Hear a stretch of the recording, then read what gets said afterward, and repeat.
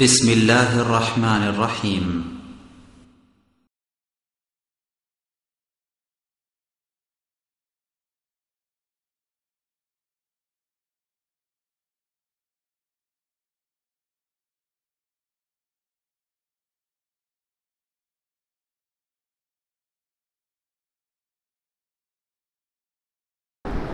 إن الحمد لله نحمده ونستعينه من يهده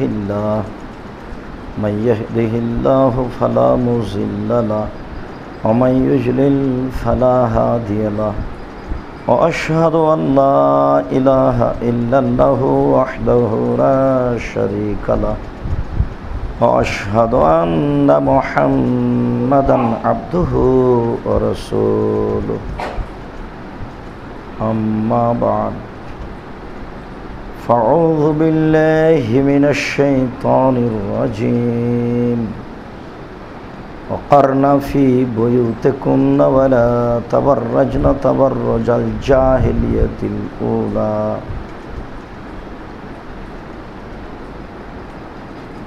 عن أبي هريرة رضي الله تعالى عنه قال قال رسول الله صلى الله عليه وسلم الدنيا كلها متاع وخير متاع الدنيا المرأة الصالحة رواه البخاري ومسلم. عن أنس رضي الله تعالى عنه قال قال رسول الله صلى الله عليه وسلم إن المرأة إذا صلت خمسها وصامت شهرها وأطاعت بالها وحسنت فرجها فلتدخل من أي باب من أبواب الجنة رواه أبو داود والنسائي والترمذي وابن মাজাহ বেসানাদিন সাহিহ। সম্মানিত মসজিদের মুসল্লি, প্রশংসা আল্লাহর জন্য, শান্তি অবতীর্ণ হোক আল্লাহর রাসূলের উপর সাল্লাল্লাহু আলাইহি ওয়াসাল্লাম। আমরা বিগত জুমায় নারীর মর্যাদা অধিকার সম্পর্কে কথা বলছিলাম এবং আমরা বলেছিলাম এ বিষয়ে আমাদের ধারাবাহিক কয়েকটি জুমায় আলোচনা হবে ইনশাআল্লাহ। তারই ভিত্তিতে আজকের আলোচনা নারীদের মর্যাদা ও অধিকার।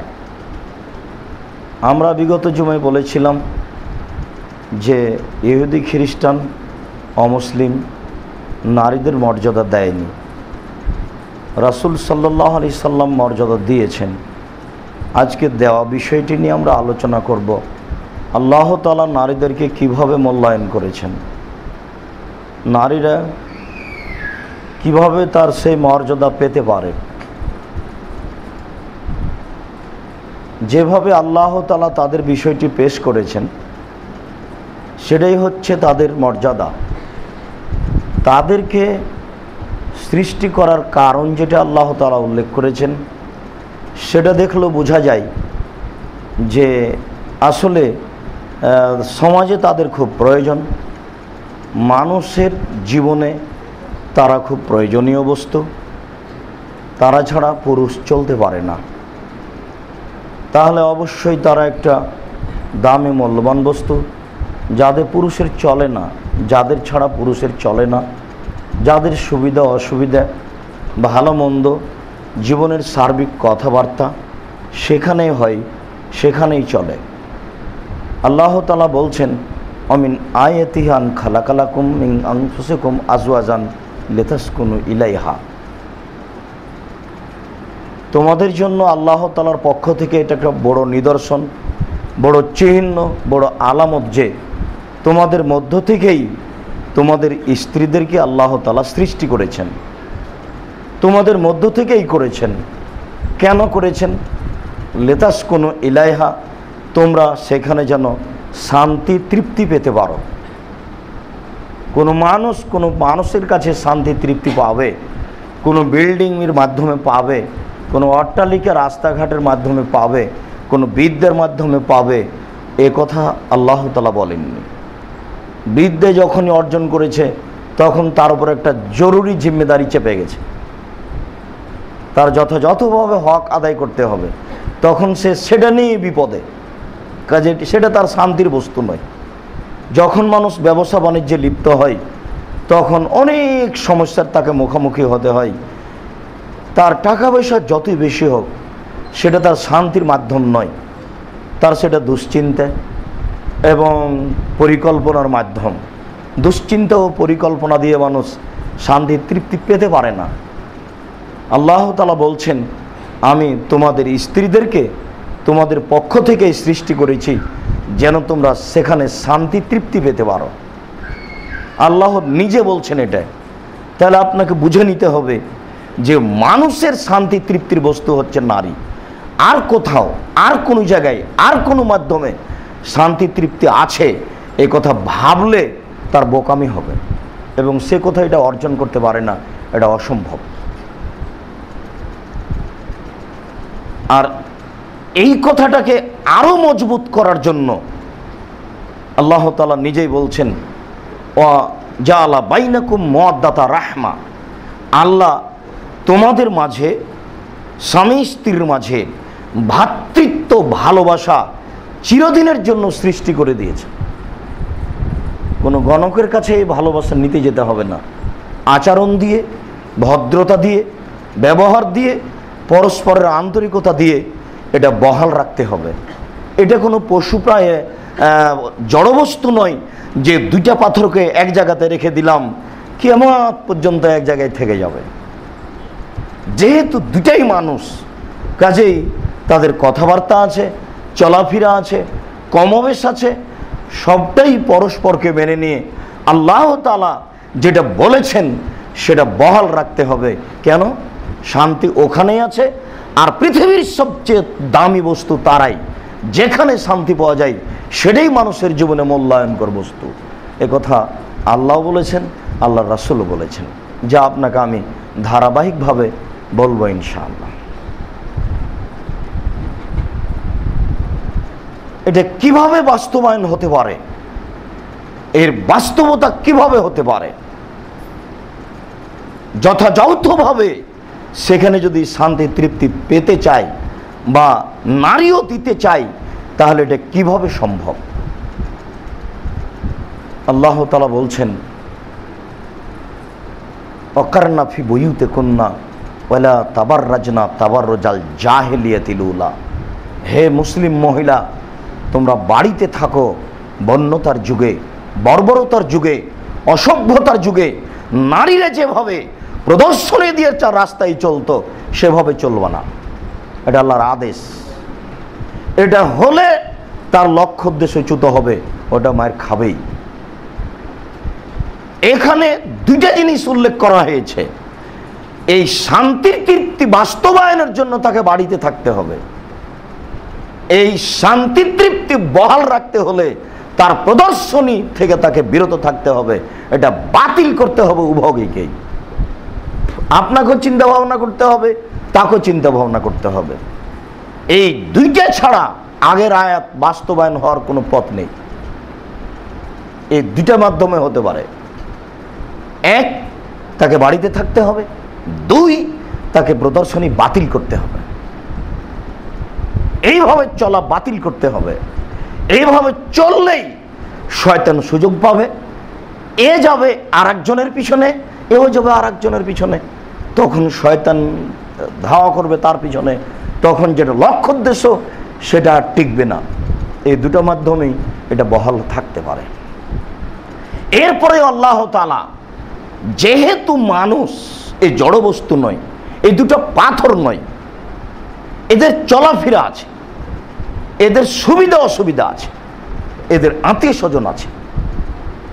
এই জন্য আল্লাহ তাআলা বলছেন, ইয়া আইয়ুহান নবী কুল লিআজওয়াজিকা ওয়া বানাতিকা ওয়া নিসাইল মুমিনিনা ইদনিনা আলাইহিন্না মিন জালাবিবিহিন্না যালিকা আদনা ইউরাফনা ফালা ইউদাইনা।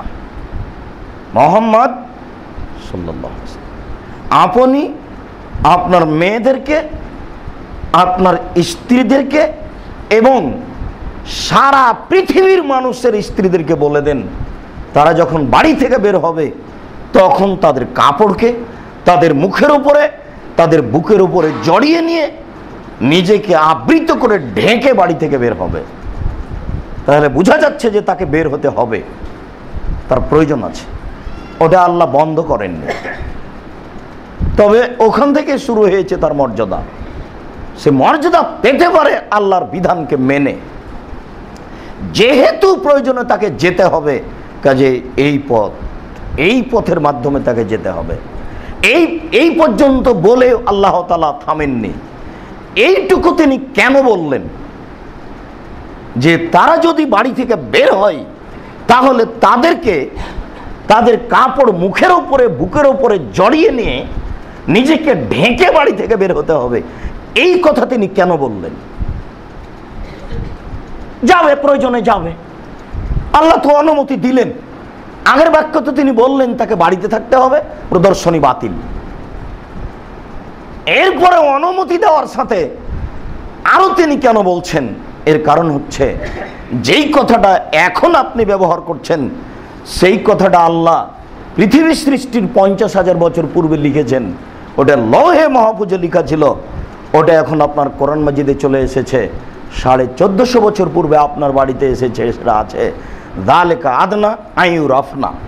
যখনই সে ইসলামী পোশাক পরে থাকবে, সেটা চাদর হোক বোরখা হোক যেটাই হোক না কেন, তখন আইয়ুরাফনা সহজেই চিনা যাবে একজন ভালো নারী। ফলাই দেয় না, তখন তার উপরে ইফটিজিং এই শব্দটা আর ব্যবহারের কোনো সুযোগ হবে না। তাকে উত্ত্যক্ত করার, তার সাথে মজাক করার, তাকে মাল বলার, তার সাথে কোনো দুর্বল ভাষা ব্যবহার করার কোনো সুযোগ থাকবে না। এই কথা আল্লাহ তাআলা বলেছেন পৃথিবী সৃষ্টির 50,000 বছর পূর্বে, যখন তিনি পরিকল্পনা করেছিলেন।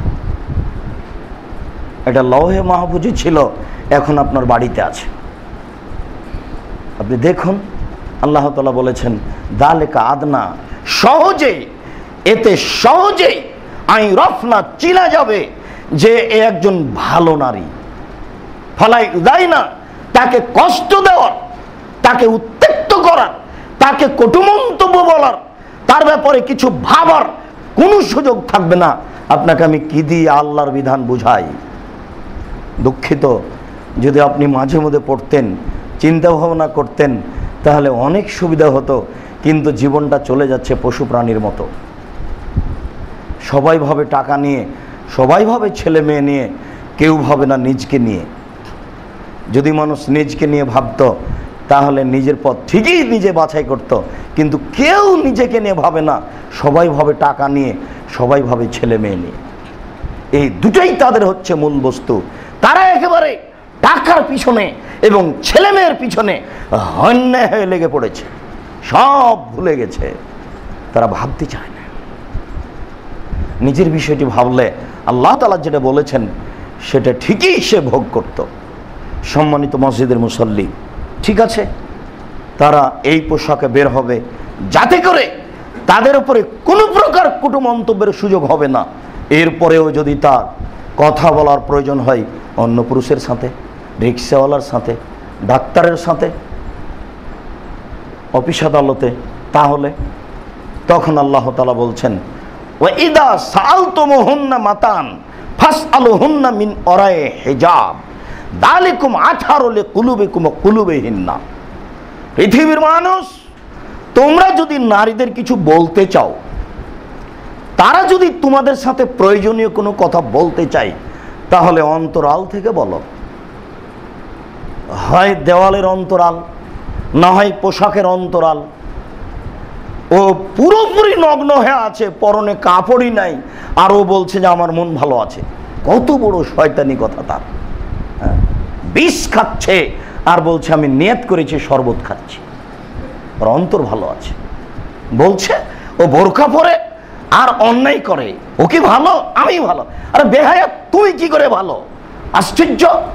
তোমার চোখ দেখলে পাপ হয়, তোমার চুল দেখলে পাপ হয়, তোমার পা দেখলে পাপ হয়, তোমার শরীর দেখলে পাপ হয়। তোমার লজ্জা হয় না? অশিক্ষিত মেয়ে, তুমি নিজেকে কি করে ভালো ভালো বলো যে আমি ভালো? তার চেয়ে তোমার বিদ্যা নেই, তোমার বুদ্ধি নেই, তোমার বোধগম্য নেই, তোমার হিতাহিত জ্ঞান নেই। তুমি মানুষ নও, তুমি নিজেকে বুঝো না। নিজেকে নগ্ন করে অপরের চেয়ে ভালো বলো কি করে? তোমাকে ভালো হতে হবে পোশাকের মাধ্যমে। এটা আল্লাহর বিধান, এটা আল্লাহর রাসূলের বিধান। তুমি আল্লাহর বিধান কপি উপেক্ষা করে তুমি নিজেকে বলো আমি ভালো, এটা অসম্ভব, হতে পারে না। তুমি এই একটা ডেঙে পড়ে আছো জেনার জগতে, আর তুমি নিজেকে ভালো বলো, এটা তুমি কোথায় পেয়েছো? তুমি ধর্মকে মজাক করো। তুমি বলতে পারো না আমি অমুসলিম মেয়ে, তুমি বলবে আমার নাম অলোকা, তুমি বলবে আমার বাপের নাম গৌতম গুপ্ত, তোমার যা ইচ্ছা তুমি করে বেড়াও। তুমি নিজেকে বলো মুসলিম মেয়ে, আবার তুমি কথা বলো যে বোরকা পরে অন্যায় করে আমি ভালো আছি। হিসাব পেয়েছো কি তুমি? ইসলামী পোশাক পরেই তোমাকে ভালো হতে হবে, পৃথিবীতে বিকল্প কোনো পথ নেই। এটা আল্লাহ বলে দিয়েছেন। আল্লাহ বলেছেন এই পোশাকেই তাকে ভালো হতে হবে, এই পোশাক থাকলেই তার উপরে কটু মন্তব্য করা হবে না। তুমি আল্লাহর বিধানকে উপেক্ষা করে নিজেকে মাথাব্বরি দেখাচ্ছ। তোমার কথার উপরে ইসলাম চলে না, তোমার কথার উপরে জাহান্নাম জান্নাত হবে না। তুমি ভাবিও। ক্ষমতা দেখিয়ে হারিয়ে গেছে ফেরাউন, হারাতে হবে একদিন তোমাকেও। পরহেজগারিতা দেখিয়েও টিকতে পারেনি ইব্রাহিম আলাইহিস সালাম, দুনিয়া থেকে চলে গেছেন, হারাতে হবে তোমাকে একদিন। পৃথিবী কারো স্থায়ী বসবাসের জায়গা নয়। অতএব বিবেচনা করে চলো, এটাই তোমার জন্য ভালো হবে। নিজের বিবেচনা অন্যের কাঁধের উপরে চাপিয়ে দিও না, পরকাল হারাবে নিশ্চিত। সম্মানিত মসজিদের মুসাল্লি, একজন নারীর জীবনে অনেক সমস্যার সম্মুখীন হতে হবে তাকে। সে রাস্তাঘাটে চলবে কি করে, হাটে বাজারে যাবে কি করে? কথা বললেই আপনার কষ্ট হয়। আপনি তো আপনার মেয়েকে লন্ডন পাঠিয়ে দিয়েছেন, ঢাকা বিশ্ববিদ্যালয়ে পড়ে, আপনি রাজশাহী চাঁপাইনবাবগঞ্জে থাকেন। দুই চোখের সামনে মেয়েকে রেখে রক্ষা করা যায় না। সে একাই বছর বছর থাকে, সে নিজেকে রক্ষা করবে কি করে? এই হিসাব আপনি কি করে করলেন? দেখুন তো, আল্লাহ তাআলা বলছেন ওয়াকুল্লিল মুমিনাত ইয়াগযুনা মিন আবসারিহিন্না ওয়া ইয়াহফাজনা ফুরুজাহুন্না। মুহাম্মদ, আপনি বলে দেন তাদেরকে তারা যেন তাদের চক্ষু নিচু করে চলে। যেমনভাবে আল্লাহ তাআলা বলেছেন, মুহাম্মদ আপনি পুরুষদেরকে বলে দেন তারা যেন তাদের চক্ষুকে নিচু করে চলে। পুরুষেরও পর্দা আছে, নারীরও পর্দা আছে। আল্লাহ তাআলা বললেন আপনি নারীদের বলে দেন তারা যেন চক্ষু নিচু করে চলে। তারপরে বললেন ওয়াহফাজনা ফুরুজাহুন্না, তারা যেন জেনায় লিপ্ত না হয়। বলে দেন ওয়ালাইবদিনা যিনাতাহুন্না, তারা যেন তাদের সৌন্দর্যকে প্রকাশ না করে। তুমি আল্লাহর আদেশকে অমান্য করো আর তুমি নিজেকে শিক্ষিত মনে করো, মানে তুমি বুদ্ধিমত্তার পরিচয় দিয়ে রাস্তায় চলো। আল্লাহ তাআলা বলছেন মুহাম্মদ আপনি বলে দেন তাদেরকে ওয়ালাইবদিনা যিনাতাহুন্না, তারা যেন তাদের অঙ্গ প্রত্যঙ্গ প্রকাশ না করে, তাদের সৌন্দর্য প্রকাশ না করে। আল্লাহ শালীন ভাষার অধিকারী, কিভাবে আল্লাহ আপনাকে বলবেন যে তারা যেন এই অঙ্গ প্রকাশ না করে? আল্লাহ তাআলা বলছেন তারা যেন তাদের সৌন্দর্যকে প্রকাশ না করে। এরপরে তিনি বললেন ইল্লা মা যাহারা মিনহা, তবে কোনো কোনো অঙ্গ প্রকাশ হয়। এই কথা আল্লাহ ছাড়েননি। ও তো নারী, ও তো মানুষ, তার অফিস আদালতের প্রয়োজন আছে, তার পেশাব পায়খানার প্রয়োজন আছে, তাকে বাচ্চাকে দুধ দেওয়ার প্রয়োজন আছে। আল্লাহ আবার বলছেন তবে এমনিতে যা প্রকাশ পাই, এমনিতে যা প্রকাশ পাই এইটা কি? আসমা বিনতে আবু বকর রাদিয়াল্লাহু তাআলা আনহা, আসমা আবু বকরের মেয়ে রাসূলের সামনে চলে গেছেন। তখন তার গায়ে ছিল হালকা চিকন পাতলা পোশাক। আল্লাহ রাসূল বলেন এই শোনো, মেয়েরা যখন যুবতী হয়ে যায় তখন তাদেরকে পোশাক, মোটা পোশাক পরতে হবে, সম্পূর্ণ শরীর ঢেকে রাখতে হবে। ইল্লাল ওয়াজহাল কাফাইন, মুখমণ্ডল এবং কবজি পর্যন্ত হাত, মুখমণ্ডল এবং কবজি পর্যন্ত হাত প্রয়োজনে প্রকাশ করতে পারে। আবু দাউদ সহিহ হাদিস। এরপরে আমরা মুখমণ্ডলকে ঢেকে রাখাই উত্তম মনে করি।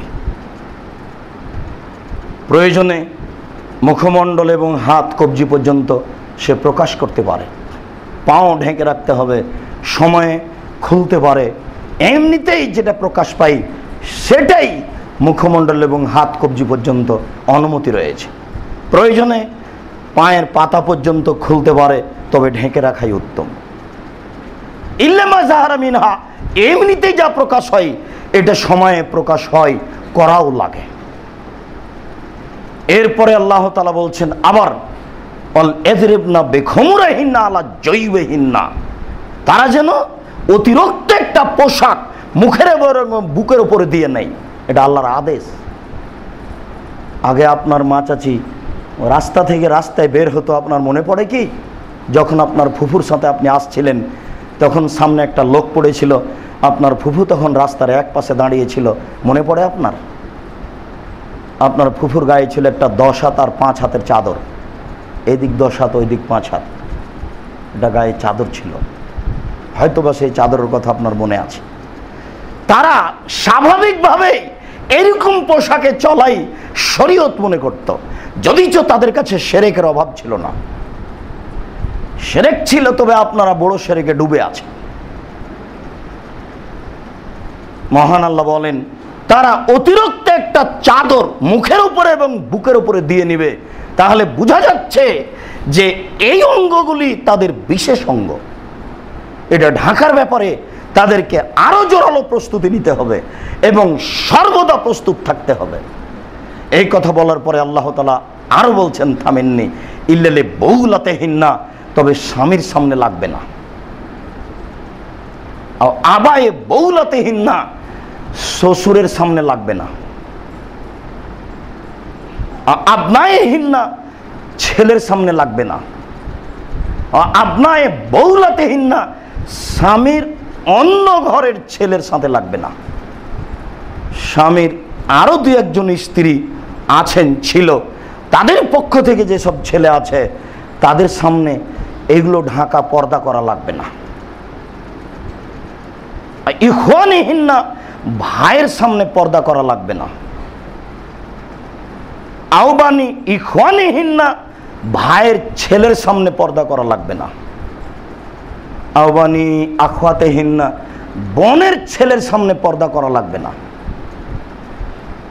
আও নিসাইহিন্না, স্বাভাবিক যেসব মহিলারা থাকে চলে তাদের সামনে পর্দা করা লাগবে না, তবে বিউটি পার্লারে খোলা ঢোকা যাবে না, এবং এরকম বেহায়া লজ্জাহীনা নাগলো ল্যাংটা মহিলার সামনেও পর্দা করতে হবে, তাদের সামনে খোলা আসা যাবে না।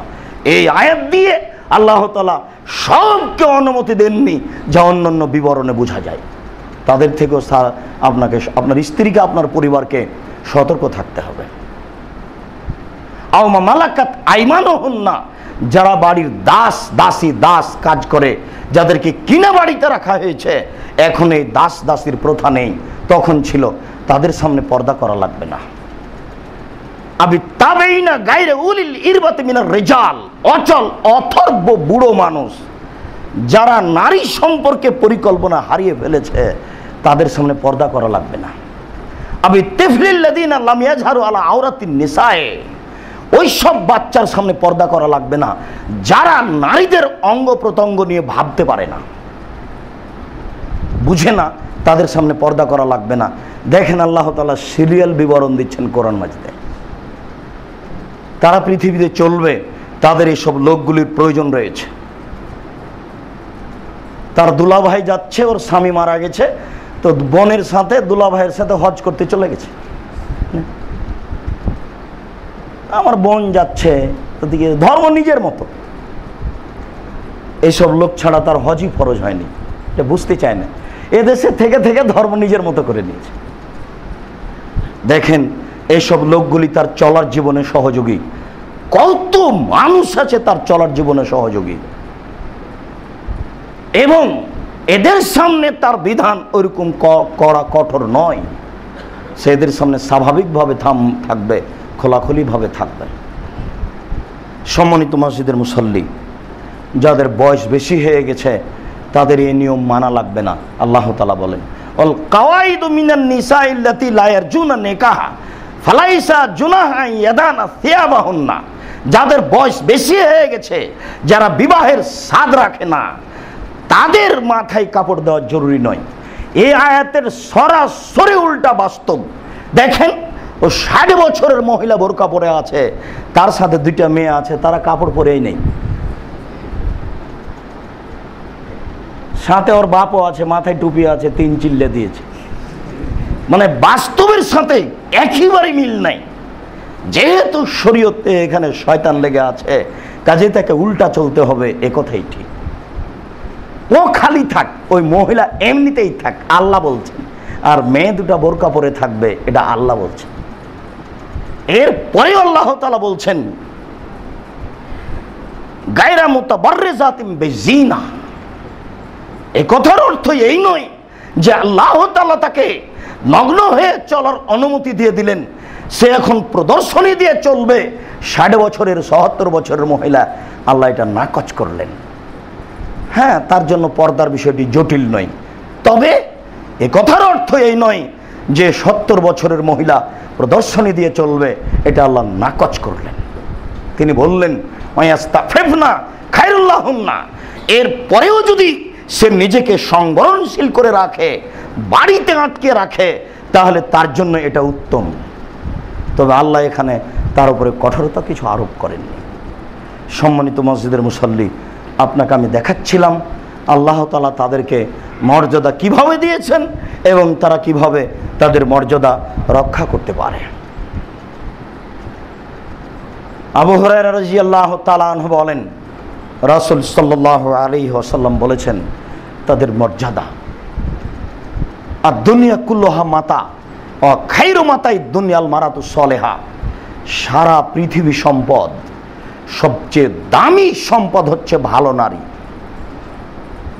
পর্দাশীলা নারী, পরহেজগার নারী, ধর্ম মেনে চলে যারা।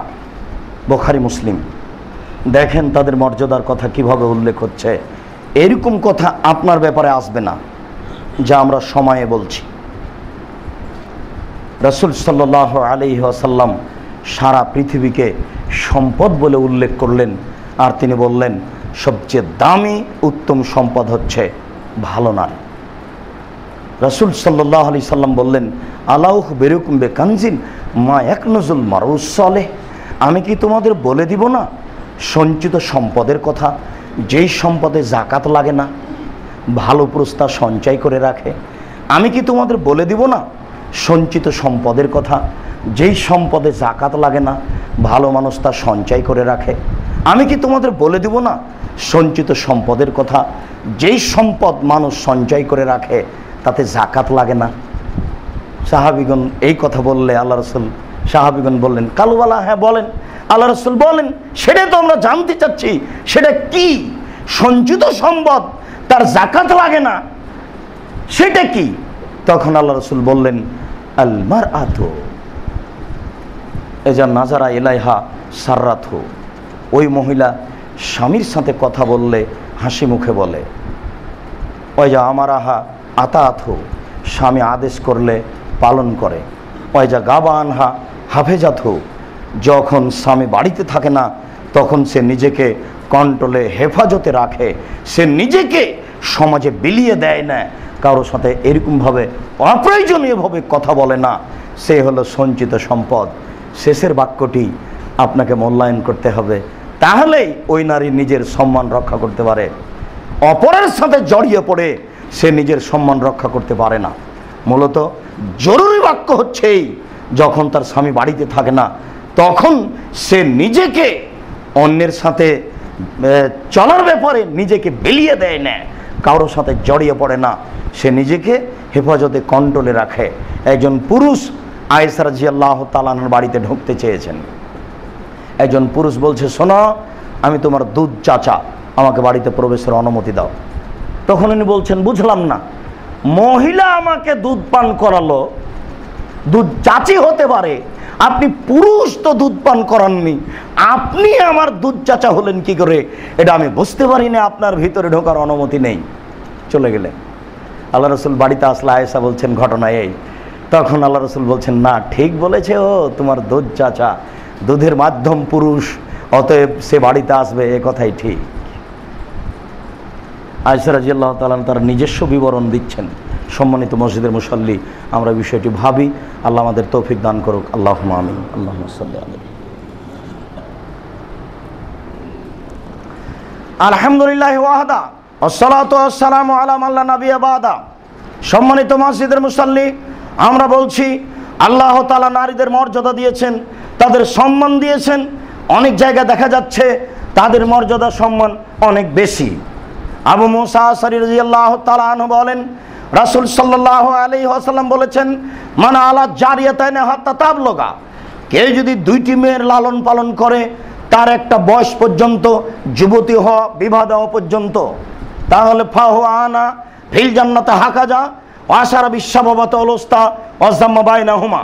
রাসূল সাল্লাল্লাহু আলাইহি সাল্লাম বললেন, কেউ যদি দুইটি মেয়ের লালন পালন করে সে আর আমি জান্নাতে এইভাবে থাকবো। তখন তিনি তর্জনী এবং মধ্যম আঙ্গুল, এই দুটি আঙ্গুলকে জমা করলেন। জমা করার সময়তে দুই আঙ্গুলের মধ্যে কোনো ফাঁকা রাখেননি। তিনি বললেন, সেই ব্যক্তি আর আমি জান্নাতে এইভাবে থাকব। দুইটি ছেলের লালন পালন করলে পিতা জান্নাত পাবে বা জান্নাতে যাবে বা জান্নাতে থাকবে, এরকম কথা রাসূল সাল্লাল্লাহু আলাইহি সাল্লাম বলেননি। আঙ্গুল দুটি জমা রাখলেন। এই কথাতে আর একটা কথা আপনাকে শোনাই।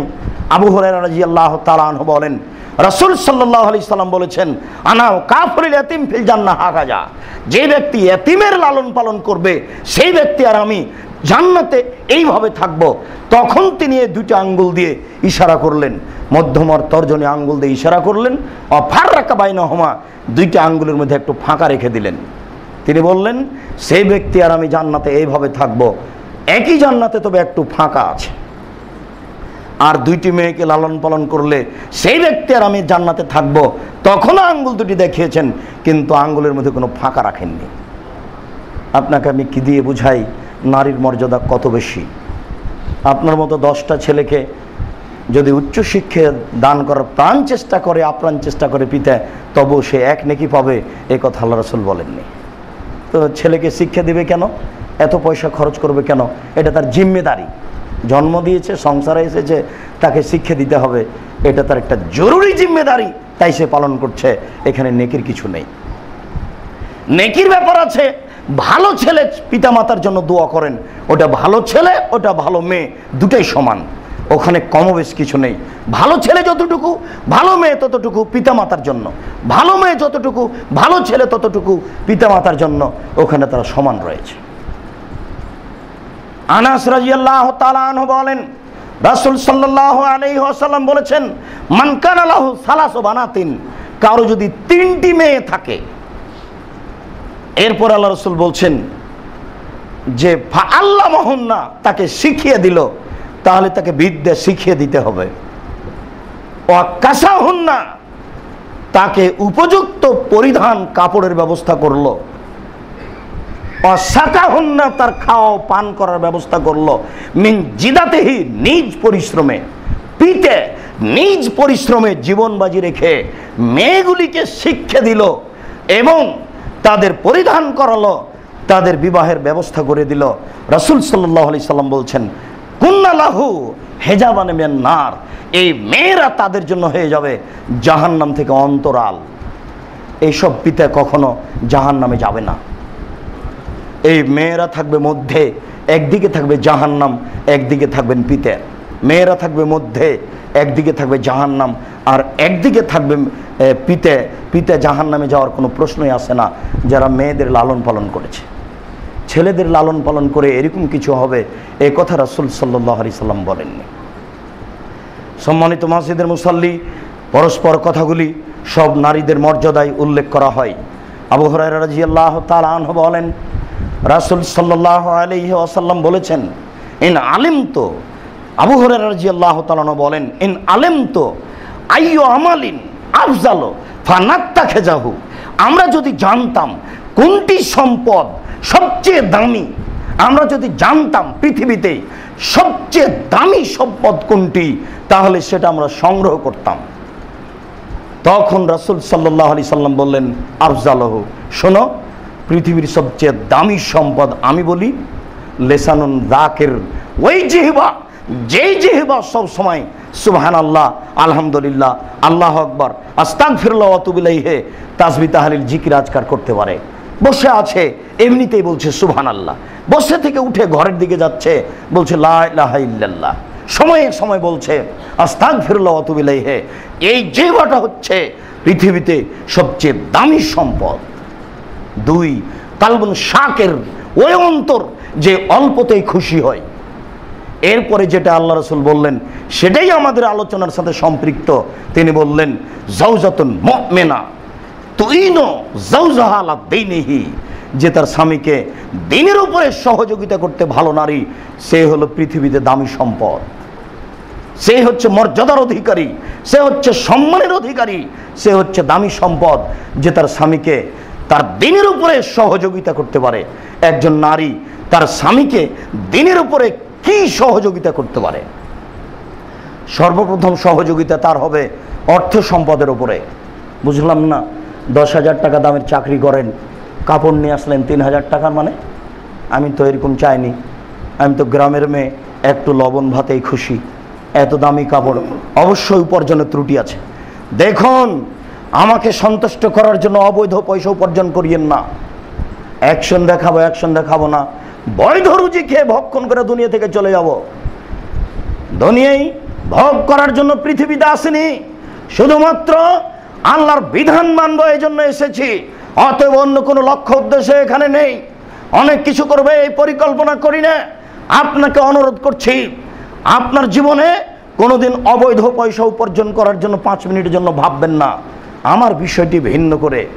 এই কথা বললেই সে তার স্বামীকে তার দিনের উপরে সহযোগিতা করলো। দিন রাত স্বামী টিভি নিয়ে বসে থাকে, রাত 12টার সময় আসে, অন্যের সাথে মোবাইলে গল্প করে, অঝর নয়নে স্ত্রীর চোখের পানি ঝরে। আমি আছি তবু আরেকজন পুরুষের সাথে কথা বলে। এটা কেমনে হয়? সে সহ্য করতে পারে না। তাকে দিনের উপরে সহযোগিতা করতে হবে। দুঃখিত, আমি আপনার সাথে আছি, সার্বিক সুবিধার জন্য আমি প্রস্তুত। গাড়িটা যখন রাজশাহী থেকে ছুটলো, তখন সুপারভাইজার বলছে যে আমি আপনার সার্বিক সহযোগিতার জন্য আছি। সে আপনার গাইড, ব্যাগটা কোথায়, লাঠিটা কোথায়, জুতা স্যান্ডেল কোথায়, টিকিটটা কোথায়, সব সহযোগিতা করতে পারে। ওই হেল্পার, ওই কন্ট্রাক্টর আপনার স্ত্রী, আপনার পূর্ণ সহযোগে আপনার জীবনের জন্য। আল্লাহ বলেছেন আপনি কেন এইভাবে ভুল পথে চলছেন, আমি প্রস্তুত রয়েছি আপনার সেবার জন্য। আপনি এইভাবে কোথাও কথা বলিয়েন না, এইভাবে রাত্রি কোথাও কাটায়েন না। আমি চাই যে আপনি এশার সালাতের পরপরই বাড়িতে ঢুকবেন। কি করা লাগবে বলেন আপনি, আপনার সব কিছু করার জন্য আমি প্রস্তুত। এই প্রতিভা, এই ক্ষমতা, এই গতি, এই নীতি তার ভিতরে আল্লাহ দিয়েই তাকে সৃষ্টি করেছেন। আপনার ভুলের কারণে সে সব কিছু হারিয়ে ফেলেছে। আপনি তার সাথে দুর্বলভাবে আসলেন কেন? দুর্বলভাবে আসার কারণে সে ধীরে ধীরে সব হারিয়ে ফেলেছে। আপনি তাকে বসিয়ে রেখে আরেকজনের সাথে মোবাইলে কথা বলেন কেন? যার কারণে তার মনটা খারাপ হয়ে গেছে। আপনার উপরে সার্বিক সুবিধা সে নিজে থেকে উঠিয়ে নিয়েছে, আপনাকে ভালোবাসতে পারে না। সম্মানিত মসজিদের মুসাল্লি, রাসূল সাল্লাল্লাহু আলাইহি ওয়াসাল্লাম বললেন ইন্নাল মারাতা ইজা সাল্লাত খামসাহা ওয়া সামাত শাহরাহা ওয়া তাত বালাহা ওয়া হাসানাত ফারজাহা ফালতাদখুল মিনানে বাবিল আবওয়াজ শাহ। একজন মহিলা যদি 4টা কাজ করতে পারে, তাহলে জান্নাতের যে কোনো দরজা দিয়ে সে প্রবেশ করার সুযোগ পাবে। এরকম সুযোগ কিন্তু কোনো পুরুষের জন্য নেই। তার মধ্যে আপনি তার সাথে একজন আছেন। আল্লাহ রাসূল বলছেন, কোনো মহিলা যদি 5 ওয়াক্ত সালাত আদায় করতে পারে, 2 রমজান মাসে সিয়াম পালন করতে পারে, 3 স্বামীকে মান্য করতে পারে, 4 জেনায় যদি লিপ্ত না হয়, তাহলে জান্নাতের যে কোনো দরজা দিয়ে ঢোকার তার সুযোগ আছে। 8টা দরজাই তার জন্য খোলা। এরকম কোনো কথা আপনার জন্য হবে না। এটা নারীদের ভিন্ন মর্যাদা, এটা তাদের পার্সোনাল অধিকার, পার্সোনাল মর্যাদা। এটা আল্লাহ তাআলা তাদেরকে দিয়েছে। এই জন্য মুসলিম বোন, আমি আপনাদেরকে বলি, ওই কথাটি উল্লেখ করে ইব্রাহিম আলাইহিস সালামের স্ত্রী সারার কথাটি আপনার সামনে আমি বারবার পেশ করি। সারাকে বলছেন ইব্রাহিম আলাইহিস সালাম, সারা যাও, স্বৈরাচারী শাসক তোমাকে ডেকে পাঠিয়েছে, তোমাকে আমি রক্ষা করতে পারলাম না। এবার সারা স্বৈরাচারী শাসকের ঘরে প্রবেশ করেছেন। ওই সময়তে সারা পৃথিবীতে সবচেয়ে সুন্দরী নারী ছিলেন সারা। বুখারী মুসলিমের হাদিসে এসেছে যে পৃথিবীর মাটিতে তার চেয়ে কোনো সুন্দরী মহিলা ওই সময়তে ছিল না। যখনই তার ঘরে প্রবেশ করেছেন, তখনই স্বৈরাচারক শাসক উঠে হাত বাড়িয়েছে তাকে ধরার জন্য। হাত বাড়ানোর সাথে সাথেই তিনি বলছেন, থামেন, আগে ওযু হবে, 2 রাকাত সালাত হবে, তারপরে কোনো কথা। সারা ওযু করলেন, 2 রাকাত সালাত আদায় করলেন। 2 রাকাত সালাত আদায় করার পরে তিনি বলছেন, আল্লাহুম্মা, হে আল্লাহ, ইন কুনতা তাআলাম, তুমি যদি জেনে থাকো, আমানতু বিকা ওয়া রাসূলিকা, আমি তোমাকে বিশ্বাস করি, তোমার নবী ইব্রাহিমকে বিশ্বাস করি, আমি তোমাকে আল্লাহ বলে মেনে নিয়েছি। তোমার নবী আমার স্বামী, এই কথা আমি বলিনি, আমি বলছি ইব্রাহিম নবী, এই কথা আমি মেনে নিয়েছি। আরেকটা কথা আমার শুনুন, আহসানতু ফারজি লিল্লা যাওজি, আমার লজ্জা স্থানকে জিন্দেগিতে আমার স্বামী ছাড়া কাউকে কোনোদিন ব্যবহার করতে দিইনি। আমার জীবনে আমি 3টা কাজ আপনার সামনে পেশ করছি, যা করেছি। আমি তোমাকে আল্লাহ বলে মেনে নিয়েছি, আমি তোমার নবী ইব্রাহিমকে নবী বলে মেনে নিয়েছি, আমার জিন্দেগিতে কোনোদিন আমি জেনায় লিপ্ত হইনি, আমার স্বামী ছাড়া আমার লজ্জা স্থানকে কাউকে ব্যবহার করতে দিইনি। এই কথা যদি সত্যই সত্য হয়ে থাকে, ফালা তুসাল্লি তালাল কাফেরা, তাহলে তুমি ওই কাফেরকে আমার উপরে জয় করো না, ও যেন আমার গায়ে হাত লাগাতে না পারে। বলা শেষ হয়নি, হাতে হাতে উল্টে পড়ে গেছে অজ্ঞান হয়ে। আপনি কি বলবেন? উপস্থিত বৈঠকের মুসলিম বোন, আপনি কি বলবেন? আপনার পেট দেখা যায়। আপনি আল্লাহকে কি বলতে চাচ্ছেন? কি বলবেন আপনি? আপনার মেয়েটা মাথায় কাপড় না দিয়ে নগ্ন হয়ে আরেকজনের পাশে বসে আছে, কি বলবেন আপনি? আপনার কি বলার সাহস আছে? দেখেছেন ঈমানের গতি কত, দেখেছেন ঈমানের মান কত, তার সাহস কত। এটা তার সাহস, তার ঈমান। ওই সময়তে মুসা আলাইহিস সালাম এই কথা বলেছিলেন, কালা আসহাবু মুসা, যখন মুসা আলাইহিস সালামের সঙ্গী সাথী বলেছিলেন যে ইন্নাল্লাহ মুদরাকুন, নিশ্চয় আমরা বন্দী, ডানে ফেরাউন, বামে ফেরাউন, পিছনে ফেরাউন, সামনে সাগর। মুসা, আমরা বন্দী, আমরা আটকা পড়েছি, ডানে ফেরাউন, বামে ফেরাউন, পিছনে ফেরাউন, সামনে সাগর, আমাদের বাঁচার পথ নেই, আমরা আটকা পড়েছি। তখন মুসা আলাইহিস সালাম বললেন, কাল্লা, কখনো নয়, অসম্ভব, এটা হতে পারে না। ইন্না মাইয়া রাব্বি, আমার সাথে আমার প্রতিপালক রয়েছেন, সায়াহদিনি, তিনি আমাকে পথ দেখাবেন। নিশ্চিত মুসা আলাইহিস সালাম জানেন আমার পথ হবেই, নিশ্চিত মুসা আলাইহিস সালাম জানেন পথ কিভাবে হবে এটা তার জানা নাই। এটা পথ হতে পারে কিভাবে, এটা হয় কিভাবে, এখানে ডানে ফেরাউন, বামে ফেরাউন, পিছনে ফেরাউন, সামনে সাগর, এখানে বাঁচার পথ কি করে হতে পারে? তাই সাথীগণ বলছেন যে আমরা বন্দী। তখন মুসা আলাইহিস সালাম বলছেন, কখনো নহে, অসম্ভব, এটা হতে পারে না। ইন্না মাইয়া রাব্বি, আমার সাথে আমার প্রতিপালক রয়েছেন, সায়াহদিনি, আমাকে পথ দেখাবেন, ফেরাউন আমাকে ধরতে পারে না। ভুল বলেছ। কি এমন তার কাছে পথ থাকতে পারে যে বেঁচে যাবেন? কত সাহস তার, তার ঈমানের পাওয়ার কত বেশি, ঈমানের কত গতি বেশি, কোনো প্রকার বাঁচার পথ নাই। তিনি বলছেন আমাকে ফেরাউন ধরতে পারে না, এটা অসম্ভব। আল্লাহ বললেন, হাতে লাঠিটা সাগরে মারো। একটু সামান্য মারতে রাস্তা হয়ে গেল সাগর, পানি দাঁড়িয়ে আছে উঁচু হয়ে। যেখানে পানির গভীরতা 1 কিলো, সেখানে পানির পাহাড়ের উচ্চতা 1 কিলো। যেখানে পানির গভীরতা 50 কিলো, সেখানে পানির পাহাড়ের উচ্চতা 50 কিলো। মানে পানি 2 পাশে এমনিতে দাঁড়িয়ে আছে। তিনি মাটির উপর দিয়ে হেঁটে চলে গেলেন। এটা ঈমানের গতি। আপনি মুসলিম বোন, আপনি আল্লাহকে কি বলতে পারেন? কি আপনার বলার সাহস আছে? দিন রাত আপনি পাপ করে চলেন, আল্লাহর বিধান মানেন না, আল্লাহ যে মর্যাদা আপনাকে দিয়েছেন সেটা আপনি মূল্যায়ন করেন না। আপনি কিভাবে আল্লাহকে কিছু বলবেন?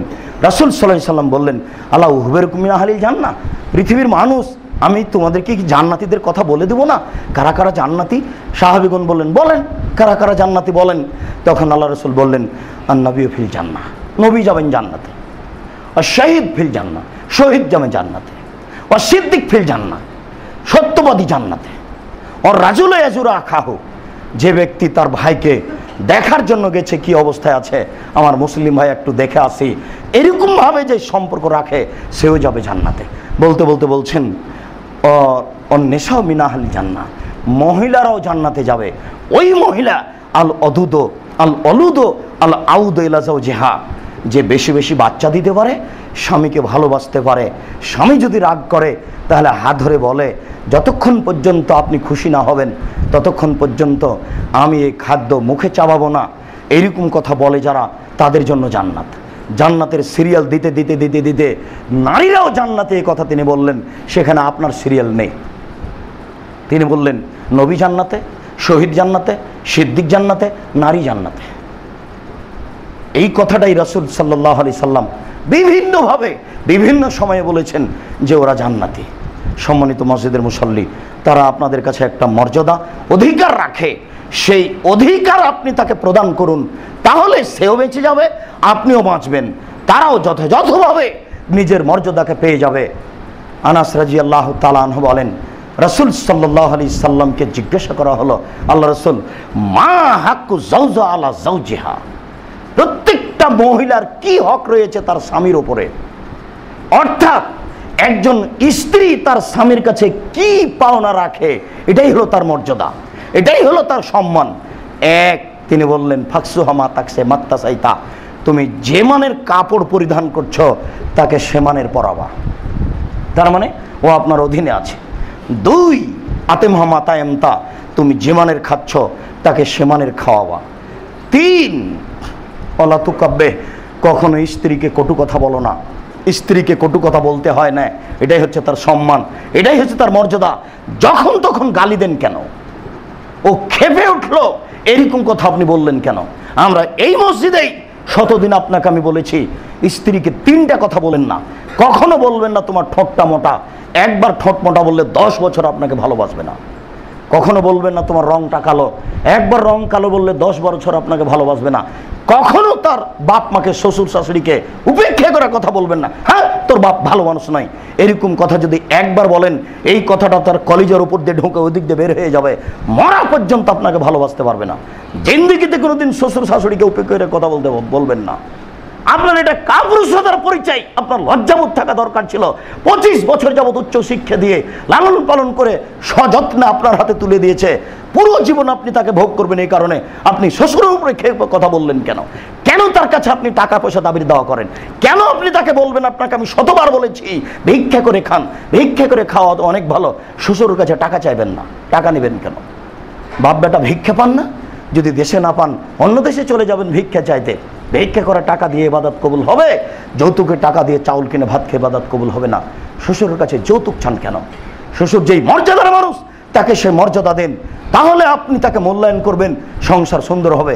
জিন্দেগিতে কখনো স্ত্রীকে কটু কথা বলবেন না। 4, আল্লাহ তাজরিওয়ালা আছে, মুখের উপরে কখনো মারবেন না।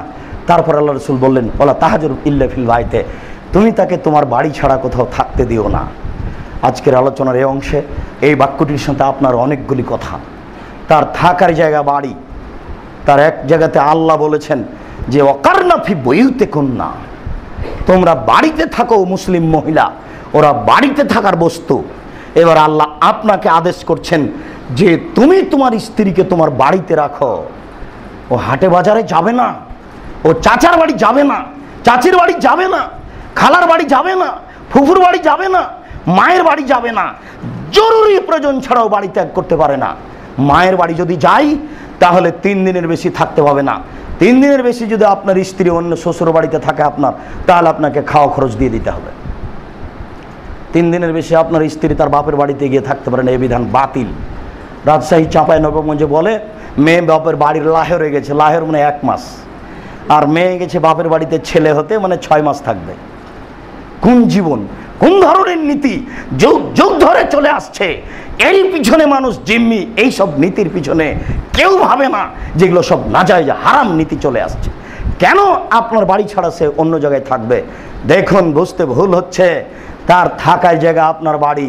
তাই তো রাসূল সাল্লাল্লাহু আলাইহি সাল্লাম বলছেন, আর রাজুলু সাইয়্যিদ ফি বাইতিহি, একজন স্বামী সে তার বাড়িতে কর্তা।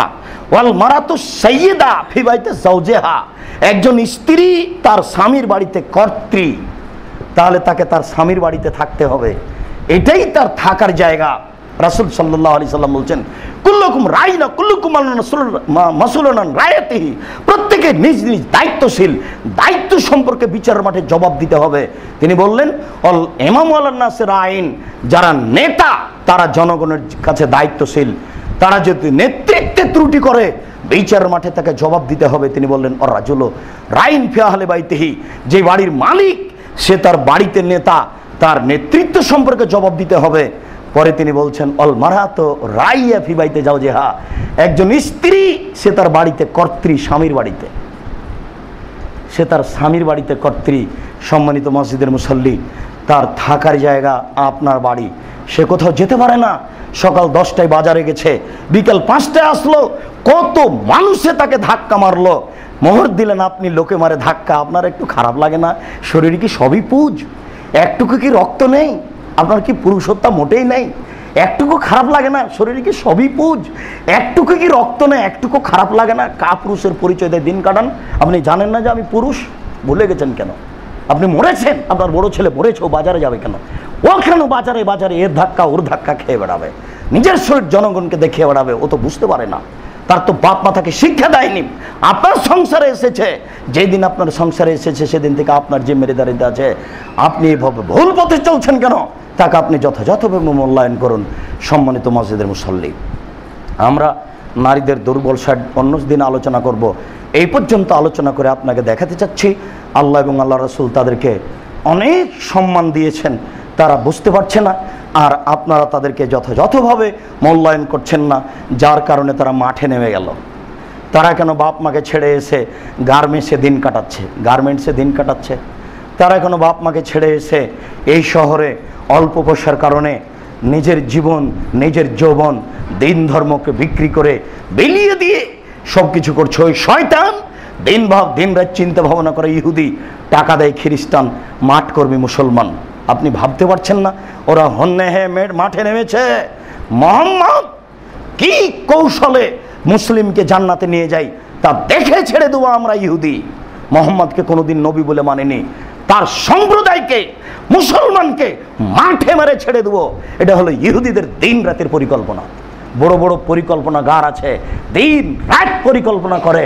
খ্রিস্টান বলেছে পরিকল্পনা করেন, যা টাকা লাগবে দিব।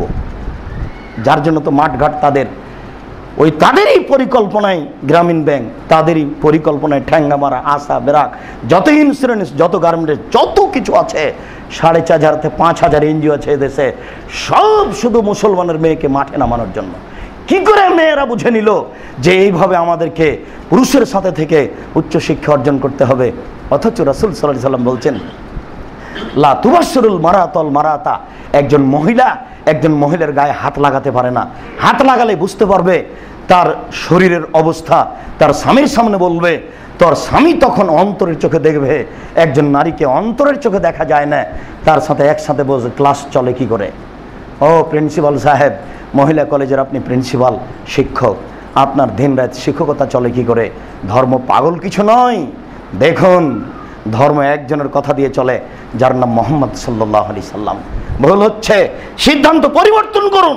তাদেরকে লক্ষ্য করে রাসূল সাল্লাল্লাহু আলাইহি সাল্লাম বলছেন, ইন্নাল মারাতা ইজাস্তাতারাত, যখন কোনো মহিলা সাজসজ্জা গ্রহণ করে, ফামাররাত বিমাজলিসিন, কোনো পুরুষের পাশ দিয়ে যায়, ফায়া কাযাবা কাযা আই জানিয়া, ও ব্যভিচারিণী, ও ব্যভিচারিণী, ও ব্যভিচারিণী, ঠোঁটে লিপস্টিক লাগিয়ে সাজসজ্জা গ্রহণ করে পুরুষের পাশ দিয়ে যায়, ও ব্যভিচারিণী, ও ব্যভিচারিণী, ও ব্যভিচারিণী। আমি অনুবাদক, দুঃখিত, আমার কিছু করার নেই, আমি অনুবাদক। 1450 বছর পূর্বে তিনি যা বলেছেন আমি আপনাকে অনুবাদ করে শোনালাম। আপনি এখন বলেন রাস্তাঘাটে যারা আছে লক্ষ লক্ষ কোটি কোটি মহিলা, তারা ব্যভিচারিণী, আমি অনুবাদক। তারা ব্যভিচারিণী, আমি অনুবাদক। তারা ব্যভিচারিণী, আমি অনুবাদক। তিনি বলেছেন, চোখের যেন চোখ দিয়ে দেখা, কানের যেন কান দিয়ে শোনা, হাতের যেন হাত দিয়ে ধরা, পায়ের যেন পা দিয়ে চলা, মুখের যেন কথা বলা, অন্তরের যেন পরিকল্পনা করা। আমি অনুবাদক। আমি নিজে থেকে কোনোদিন কিছু বলিনি, ভবিষ্যতে কিছু বলবো এরকম আমার পরিকল্পনা নেই। রাসূল সাল্লাল্লাহু আলাইহি ওয়াসাল্লাম বলেছেন, ইন্নাল মারাতা যা খারাজাত ইস্তাসরাফা শাইতান, আল মারাতু আওরা, গোটা মহিলাটাই হচ্ছে ঢেকে রাখার বস্তু, তাকে ঢেকে রাখতে হবে। মহিলার পুরো শরীরটাই হচ্ছে ঢেকে রাখার বস্তু, তাকে ঢেকে রাখতে হবে। যখনই ও বাড়ি থেকে বের হবে, শয়তান তাকে পাপের উপরে ক্ষিপ্ত করে তুলবে। যখনই বাড়ি থেকে বের হবে, শয়তান তাকে পাপের উপরে ক্ষিপ্ত করে তুলবে। বিষয়টি ভাবুন।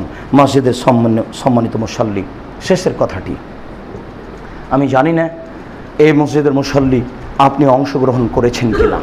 দুঃখিত। রাসূল সাল্লাল্লাহু আলাইহি সাল্লাম বলেছেন, আমার জীবনে 3টি বড় ভয়, আমার জীবনে 3টি বড় ভয়। তার 1 নম্বর বড় ভয় চাইমাতা মজিল্লিন, ভ্রান্ত হুজুর। আমি জীবনে ভয় করি, মুহাম্মদ সাল্লাল্লাহু আলাইহি সাল্লাম বলেছেন, আমি জীবনে ভয় করি ভ্রান্ত হুজুর নিয়ে। হুজুর ধর্মকে বিকৃত করবে, এটা আমার ভয়। দ্বিতীয় ভয় ওয়াসাতালতাহিকু কাবাইলু মিন উম্মতি বিল মুশরিকিন, আমার উম্মতে হিন্দুদের সাথে মিশে যাবে, এটা আমার ভয়। আপনি পহেলা বৈশাখে উপস্থিত হননি, ওটা তো হিন্দুদের কাজ, আপনি গেলেন কি করে? আপনার মেয়ে গালে পহেলা বৈশাখ লিখে দিয়ে রাস্তায় হাঁটে কি করে? লজ্জাহীনা মহিলা, ও বলতে পারে না যে আমি অমুসলিম, আমি একজন হিন্দুর মেয়ে। ও বলবে আমার নাম অলকা, আমার বাপের নাম গৌতম গুপ্ত। ও গালে ওই পয়লা বৈশাখ লিখে দিয়ে রাস্তায় হাঁটবে। ও যদি বলে মুসলিম, তাহলে তাকে ফিরে আসতে হবে। তার লজ্জাবোধ থাকার দরকার ছিল। কাপুরুষ, তোমাকে আমি ঘৃণা করি, তোমার দেখলে আমার ক্ষোভ উঠে যায়। তুমি জাতির জন্য বোঝা, তুমি জাতির জন্য বোঝা, তুমি জাতির জন্য বোঝা। তুমি জাতির কি করতে পারো, তুমি দেশের কি করতে পারো, তোমার কি ক্ষমতা আছে? তুমি তো একটা বোঝা, তুমি একটা আগাছা, তুমি একটা ঘৃণিত পুরুষ। তোমার বিদ্যাকে কবর দিতে এসেছি। তুমি পহেলা বৈশাখ দিয়ে কি দেখাতে চেয়েছো? তোমার বোন নগ্ন হয়ে রাস্তায় ঘুরে বেড়াচ্ছে, সেই পয়লা বৈশাখকে লক্ষ্য করে 3000 টাকা কেজি ইলিশ তোমাকে কিনতে হবে কেন? তুমি জানো না আমি মুসলিম? মুহাম্মদ সাল্লাল্লাহু আলাইহি ওয়াসাল্লাম কাদেম আল মদিনা, মদিনায় আসলেন, দেখলেন মদিনার লোকেরা এল আবুনা, তারা 2টা দিনে খেলাধুলা করে।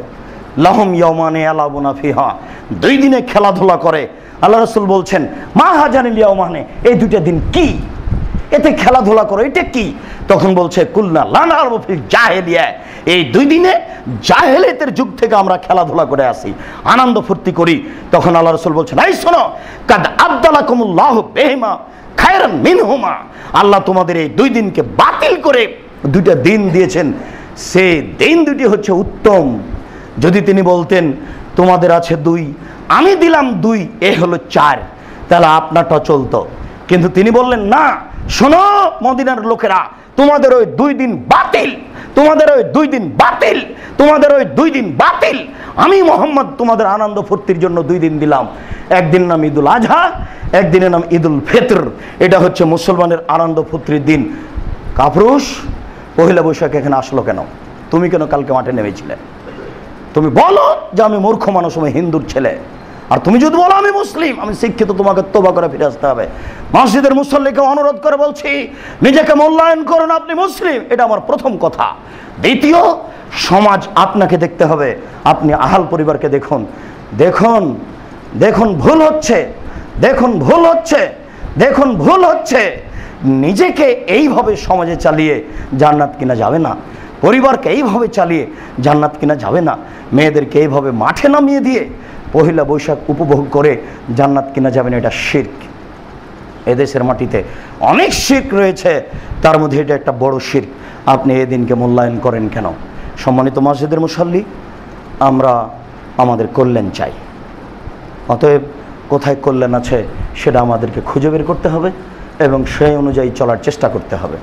সম্মানিত মসজিদের মুসল্লি, সমাজ বড় বিপদে, সমাজ এখন অশিক্ষিত।